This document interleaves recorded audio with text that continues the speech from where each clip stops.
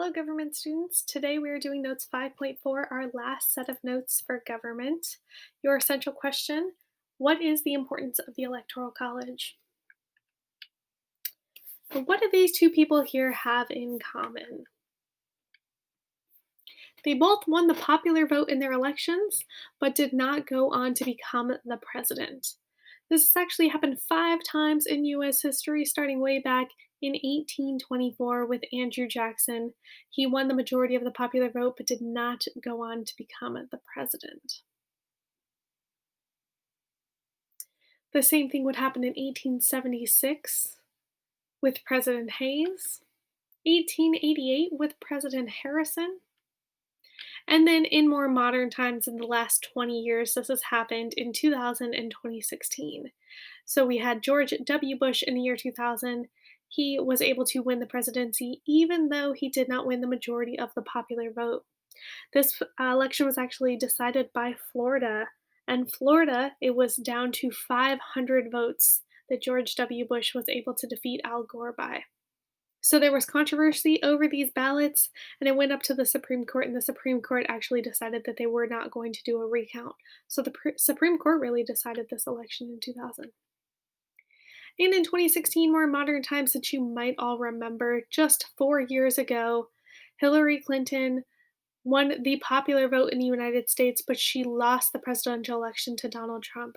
So if you look at the breakdown of the map there, she only had 232 electoral college votes, and President Trump had 306. So even though she had 3 million more votes, she did not win the election. So why does this happen? Well, Americans don't actually pick the president by direct ballot. Technically, they are selecting electors. The electors form what is called the Electoral College, and the Electoral College officially elects the president. And we have a Schoolhouse Rock video that's going to teach us about this.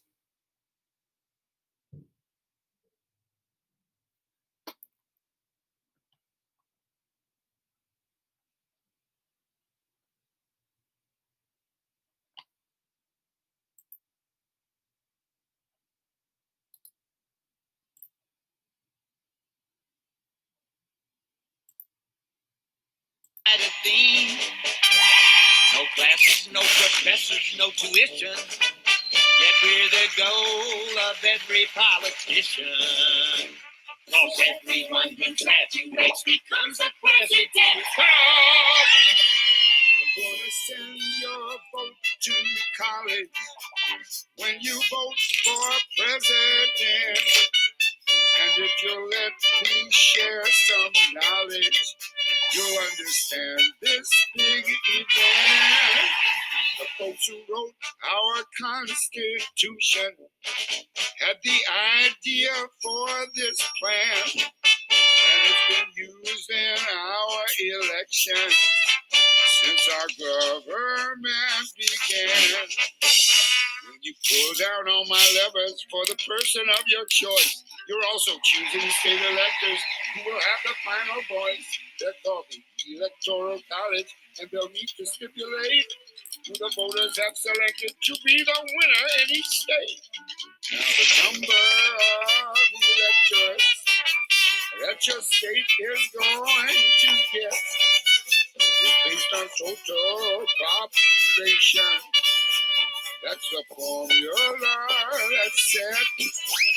And when the popular vote is counted to find a winner in each state, each state will pledge all of its electors to choose the winning candidate. I like it. Electoral. Electoral College, and we deserve it now. And even if the vote is close, and someone wins by just a little tiny hair, the electors give that person all their votes, and it's considered fair and square. I'm gonna send your vote to college when you vote for president. And now the Electoral College will work away our founders meant. So what if they don't have a big macho football team? It's every politician's special dream. Cause everyone who graduates, yes, everyone who graduates, everyone who graduates becomes the president.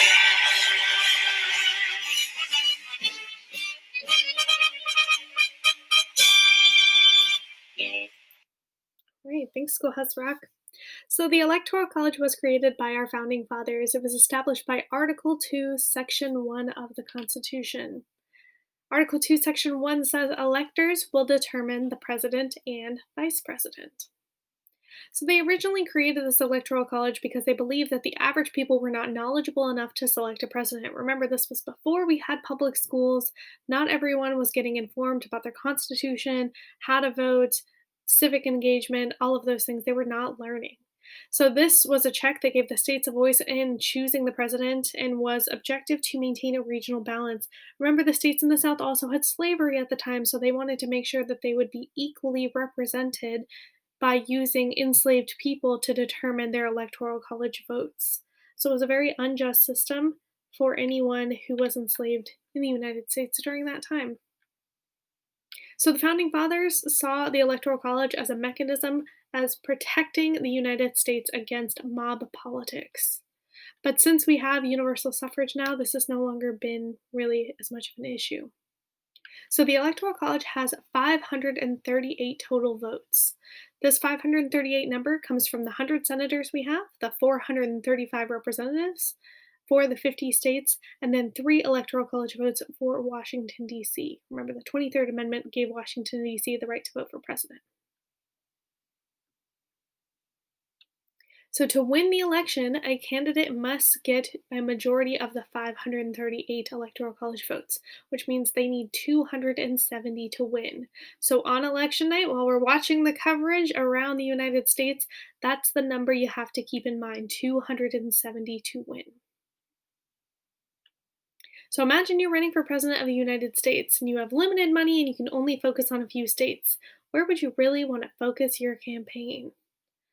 So if you look at some of these states like California, this is just a map of the 2000 election between Gore and Bush. Our larger states like California, Texas, New York have a lot more electoral college votes than smaller states like Alaska.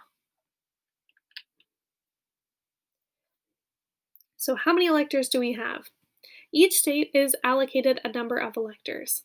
We determine the population based on the census every 10 years. So we're currently doing the census right now in 2020. They go around and they collect information, try to see how many people live in each state. The populations then determine our representatives for the House of Representatives. So we'll determine how many people live in each state and how many representatives they get. Because remember, the House is based on population. The number of electors for the Electoral College is determined by combining the number of congressional representatives that a state has and its senators. So the total number, 538, is all the representatives, all the senators, and 3 votes for Washington, D.C. So if we look at California for an example, we are the biggest populated state. So we have 2 senators and we have 53 representatives in the House of Representatives. That means we have 55 electoral college votes because you just add those 2 numbers together. Wyoming is the least populous state in the United States. It has its 2 senators and they have 1 representative for the House of Representatives. So Wyoming has 3 electoral college votes.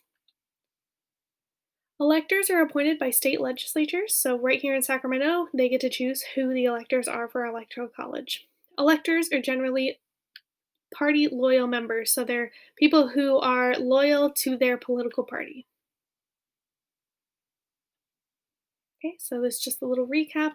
Number of members of the House and the Senate, that equals each electoral college vote count for that state. The states have their own general elections, and when we have those elections in November, the majority vote of that state's population gets all the votes for the Electoral College. So most states have a winner take all system. So that means in California, generally our Electoral College votes always go to the Democrats because the Democratic Party is more populous here in California. So that means even though we have many Republicans who live in California, once we have the election, the majority goes to all that candidate. So we can probably say it's a safe guess to assume on November 3rd of this year, we'll have our election, we'll have Republicans who are voting for Donald Trump, and we'll have Democrats who are voting for Joe Biden, and the majority of those votes are probably going to go to Joe Biden in California, which means Joe Biden will probably be able to safely say that he will win all the Electoral College votes in California. This happens in all but 2 states. Maine and Nebraska actually split it up, but every other state does a winner-take-all system.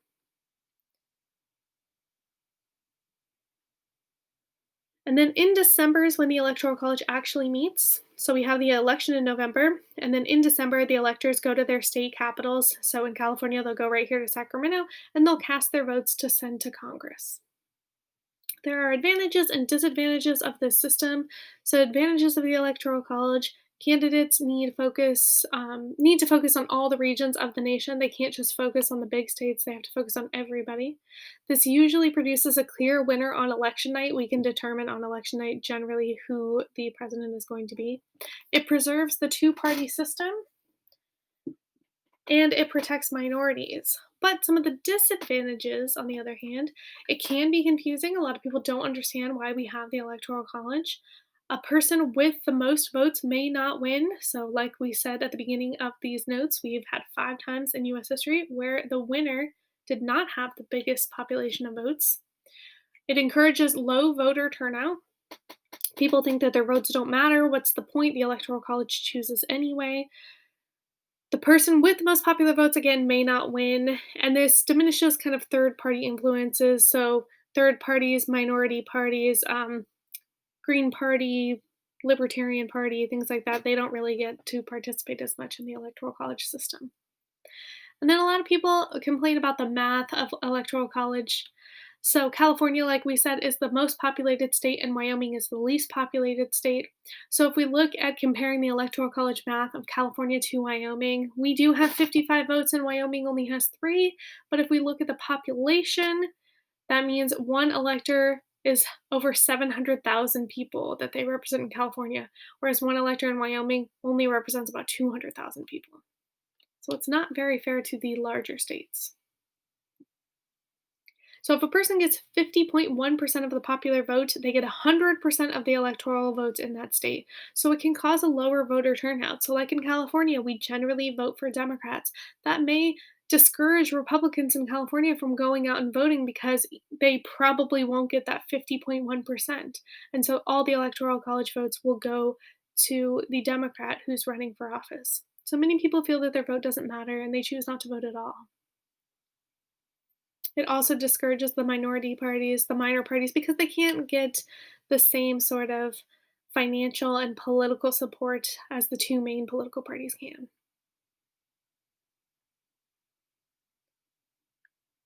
So, what if there is a tie?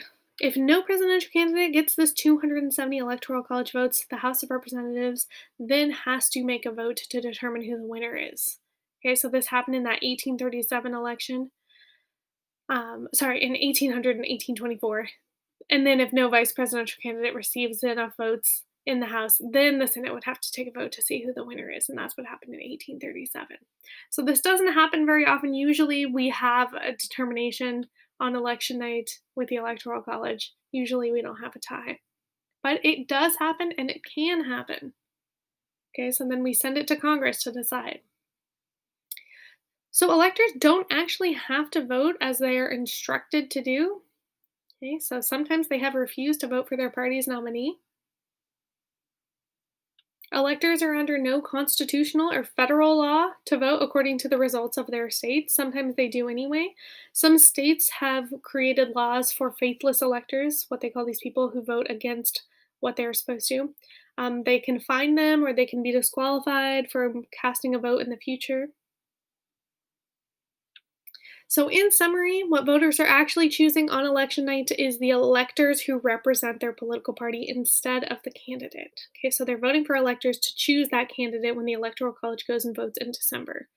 Electors meet in the state capitol to cast their votes for the candidate the Monday after the second Wednesday in December. So they actually go and make that count official in December.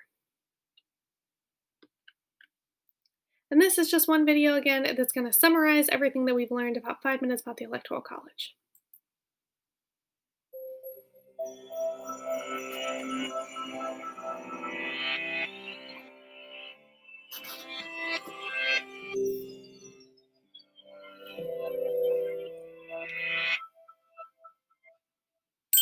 Most people have heard of the Electoral College during presidential election years. But what exactly is the Electoral College? Simply said, it is a group of people appointed by each state who formally elect the President and Vice President of the United States. To understand how this process began and how it continues today, we can look at the Constitution of the United States. Article 2, Section 1, Clause 2 of the Constitution. It specifies how many electors each state is entitled to have. Since 1964, there have been 538 electors in each presidential election. How did they decide on the number 538? Well, the number of electors is equal to the total voting membership of the United States Congress, 435 representatives plus 100 senators and 3 electors from the District of Columbia. Essentially, the Democratic candidate and Republican candidate are each trying to add up the electors in every state so that they surpass 270 electoral votes, or just over half of 538 votes, and win the presidency.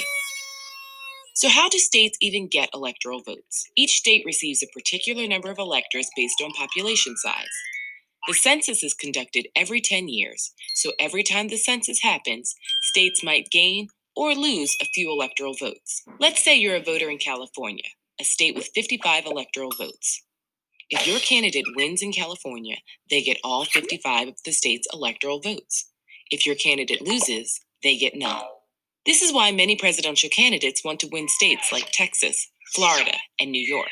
If you currently add up the electoral votes of those 3 states, you would have 96 electoral votes. Even if a candidate won North Dakota, South Dakota, Montana, Wyoming, Vermont, New Hampshire, Connecticut, and West Virginia, they would only gain 31 electoral votes total from those 8 states. Here's where it can get a little tricky. On a rare occasion, like in the year 2000, someone can win the popular vote but fail to gain 270 electoral votes. This means that the winner may have won and collected their electoral votes by small margins, winning just enough states with just enough electoral votes, but the losing candidate may have captured large voter margins in the remaining states. If this is the case, the very large margins secured by the losing candidate in the other states would add up to over 50% of the ballots cast nationally. Therefore, the losing candidate may have gained more than 50% of the ballots cast by voters, but failed to gain 270 of the electoral votes. Some critics of the Electoral College argue the system gives an unfair advantage to states with large numbers of electoral votes. Think of it this way. It is possible for a candidate to not get a single person's vote, not one vote, in 39 states or the District of Columbia, yet be elected president by winning the popular vote in just 11 of these 12 states: California, New York, Texas, Florida, Pennsylvania, Illinois, Ohio, Michigan, New Jersey, North Carolina, Georgia, or Virginia. This is why both parties pay attention to these states. However, others argue that the Electoral College protects small states such as Rhode Island, Vermont, and New Hampshire, and even geographically large states with small populations like Alaska, Wyoming, and the Dakotas. That's because a candidate can't completely ignore small states because in a close election, every electoral vote counts. There are certain states that have a long history of voting for a particular party. These are known as safe states. For the past 4 election cycles, in 1996, 2000, 2004, and 2008, Democrats could count on states like Oregon, Maryland, Michigan, and Massachusetts, whereas the Republicans could count on states like Mississippi, Alabama, Kansas, and Idaho. States that are teetering between parties are called swing states. In the past 4 election cycles, Ohio and Florida have been swing states, twice providing electoral votes for a Democratic candidate and twice providing electoral votes for a Republican candidate. Think about it. Do you live in a safe state? If so, is it a Democratic or Republican safe state? Do you live in a swing state? Are your neighboring states swing or safe? Is the population in your state increasing or decreasing? And do not forget, when you're watching the electoral returns on election night every 4 years and the big map of the United States is on the screen, know that the magic number is 270 and start adding.